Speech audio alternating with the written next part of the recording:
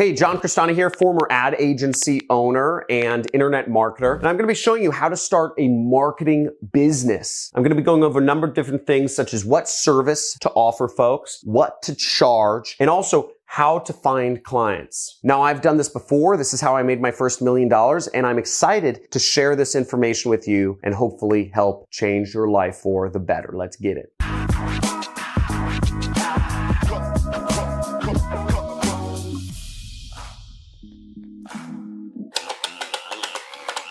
There we go. I'm shooting you with money, class, because in this lesson, we're going to be talking about how to start a marketing business that makes money. And I'm going to go over everything. I'm going to help you figure out what service to offer, what to charge, and where and how exactly to find clients. So let's get it. Now, first off, to start a marketing business, you have to figure out what service to offer. So there's a number of different services you can offer. I run a marketing business, and the service I offer is customers. I have made arrangements with companies where I will give them customers, and for each customer, they give me either a percentage or they give me a flat rate based on the customer. Now, but there are a lot of things you can offer people. You can offer people SEO services. You can offer companies followers on Instagram, Twitter, Facebook, Snapchat, YouTube. You could offer people posting services. You could offer to post ads for people or to put social posts on their Instagram, Twitter, whatever. You can offer to send a company leads. Maybe you have a friend who is a realtor. I think everybody has a friend who's a realtor, and they need people who are interested in selling their house. You could say, hey, I'll send you people who are interested in selling their house if you give me $50. So you could offer a service like that. You can also do ad management. This is where I started when I started my marketing agency. You know, I'd have clients pay me money, so I'd manage their ads for them. Somebody who can manage ads is about $3,000 a month, $4,000 a month. I only charged $500. So you can also offer podcast connects. There's a lot of business owners such as myself who want to be on more podcasts. Sort of my image control thing. I like doing interviews. I actually think interviews are the most powerful form of learning. I'm going to have my editors link to a playlist somewhere up here, but I have my own playlist. I just use it myself at home called 8, 9, and 10-figure interviews. And what I do every single night before I go to sleep is I listen to interviews. And these people influence me. And a lot of people listen to podcasts. So if you connect people with other podcasters, I was paying an agency, about $3,000 a month to connect me to be interviewed. You can also offer people site design services. I used to offer that for $5,000.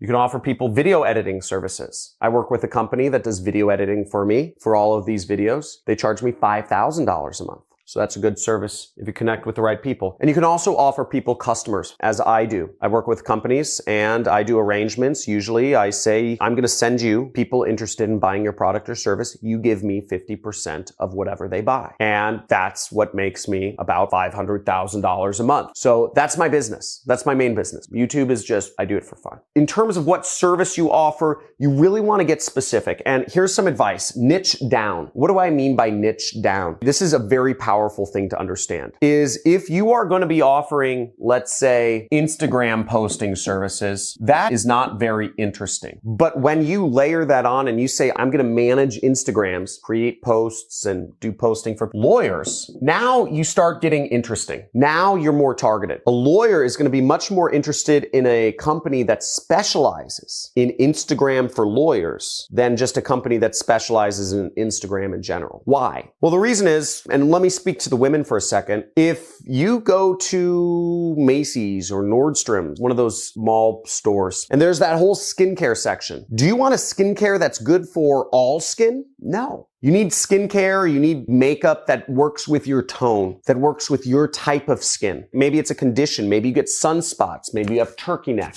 whatever it is. You want to work with skin cream or makeup or whatever it is that is specific for your particular special use case. And that's how all business owners are. All businesses are different. I only work with agencies. I work with about 10 different agencies. That's why I have no employees. I have 10 different agencies. I work with agencies that specialize in my niche, which is business opportunity. That's what I do. That's how I do it. And the more you specialize, the more powerful you'll become. Now, there is a level of niching down too much. If you focus on Instagram posting for personal injury lawyers in Tampa, Florida, that basically limits your market to 5 people. It's just a little too specific. But Instagram posting for lawyers, getting podcast connects for lawyers or for dentists or for doctors would be a great business. Doing website design for dentists. I have a friend who runs a business that does website design for dentists, and they do about $30 million a year. You'd think that creating a smaller niche would create less business, but in fact, it creates more. I also have a friend who does website design, and he makes $2,000 to $3,000 a month. Because he'll take anybody, right? So you can see all ends of the spectrum, but get niche down. Whatever you're going to offer. If you're going to offer leads for realtors in Tampa. That might be a good market because there's going to be thousands of realtors in Tampa. And the next piece of advice that I'll give you is understand the difference, and this goes into pricing. There's 3 forms of running a marketing business. You could be focused on doing tasks such as Instagram posting. You could be focused on being creative aspects, or you could deliver results. And each step of the way, there's more and more money. The more you can move down the line to offering results, the more money you'll make. Now let's back up to my example of doing Instagram posting for lawyers. Now, if you started a business that does Instagram posting for lawyers, but you required the lawyers to supply you with the posts and the text and the tags and the images and the videos, the lawyers are not going to pay very much for that. They might pay you $50 a week, $100 a week. They're not going to pay you very much money just to simply go on their Instagram and post stuff that they already wrote out. It just gets you very little money. Whereas if you were going to do Instagram posting for lawyers, and you would actually going to figure out the images. You're going to take the photos, maybe even. You're going to write the text. You're going to figure out the tags. Then you would get paid more money because you're figuring more stuff out. You're using your mind. You're using your brain to actually make things happen. Maybe you could charge $1,000 a month, right? This is $200 a month. This is $1,000. Whereas if you move down the line for results, if you ran a service where you said, I'm going to build your law practice's Instagram by 10,000 followers a month. And on top of that, I'm going to make sure that you get at least 50,000 views every month on Instagram for your law practice from people in your specific area. That would be what we call more results-based. We're talking about results in terms of,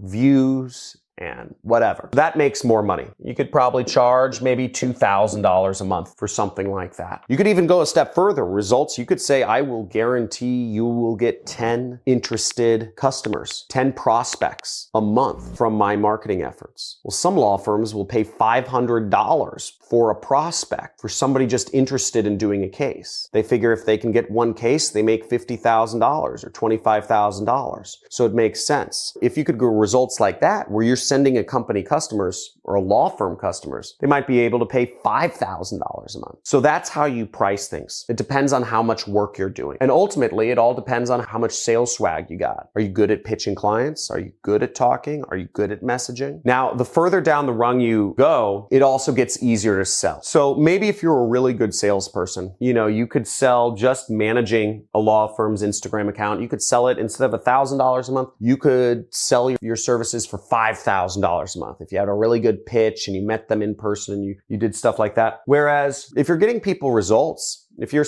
telling a law firm, you say, hey, I'll get you results, just pay me $500 each time an interested person comes through. Pay me $2,000 each time you land a case from one of my leads. That's a much easier proposition because they're only paying you for results. Now, I've never been really good at sales, so I always opted for the results-based approach. It's a very easy relationship. I say, don't pay me unless I get you results. Which brings me to how to get leads. How do you get customers? Now, getting customers, you can do it a few different ways. If you aren't charging much for your services, or if you're fine just taking random customers, I used to use Upwork to find clients for my ad management. I'd manage people's Google ads, and I'd say I manage people's Google ads. Upwork, generally speaking, you're going to get lower costs because you have about 50 or 500 people bidding on every job. Whereas you can make a little bit more money, or you can demand higher prices if you do more targeted prospecting. So in the example I gave of lawyers, right? Instagram for lawyers. If you messaged lawyers or law firms that had an Instagram account, but it was not very active, that would be good targeted prospecting. You're going after lawyers who have Instagram accounts. Not all lawyers have Instagram accounts. So that's called targeted prospecting. And maybe you send them a direct message. So you find lawyers who have Instagram accounts, you send them a direct message. That's targeted prospecting right there. And by the way, going with this example, what I would do, just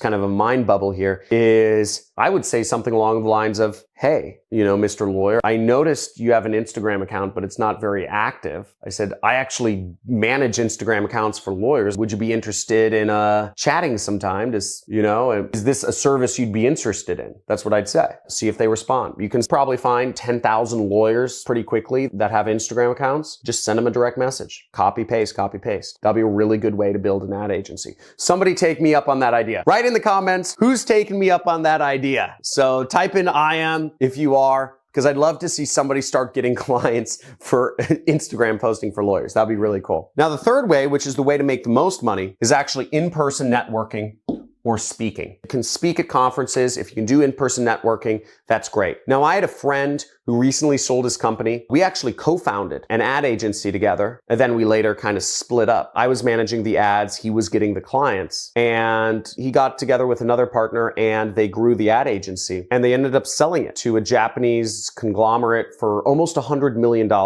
And the way they got clients was, he was a member of a particular religion. He would go to those meetings or whatever, and he'd get clients. He was Jewish, so he'd get clients from like the Jewish League of Los Angeles. He also went to, I don't know, it was like University of Florida. So he'd go to the alumni meetups. He'd meet clients. And he went to local events involving startups around town. And simply, he would offer Facebook ad management services to those companies, and he'd chat with them. And a lot of companies want their Facebook ads managed. So that's how to tens of millions of dollars a year and beyond. And the last pro tips I'll leave you with is this. Optimize. Always optimize. Constantly measure everything you're doing and constantly refine everything you're doing. If Peter Drucker has a famous quote, you can only manage what you measure. So if you're not measuring what messages you're sending out to prospects, how often you're sending out messages, how often you're talking to people, how many ads you're putting up each day, if you're not measuring yourself and your own marketing and sales efforts, you are unmanaged and you are undisciplined, and you don't deserve to be a business owner, frankly. You have to measure yourself. You have to manage yourself. The hardest thing as an entrepreneur is to manage and measure yourself, because we're resistant to that. Measure yourself and constantly refine your marketing or your sales efforts. Measure your approach. Measure and refine your pitch. And also build your socials. The more presence you have on social media nowadays, the more powerful you are as a marketer and a salesperson. Now, if you enjoyed this video, if you learned something new, type in "you learned something new" in the comments below. Also, if you thought I went a little too slow and I just kind of dragged on and told too many personal stories, type in "too slow" in the comments below. I love constructive criticism, and frankly, I need it. If I went too fast, type in "too fast," or if it was just right, type in "just right." My goal here is to serve you, provide the best educational experience for you.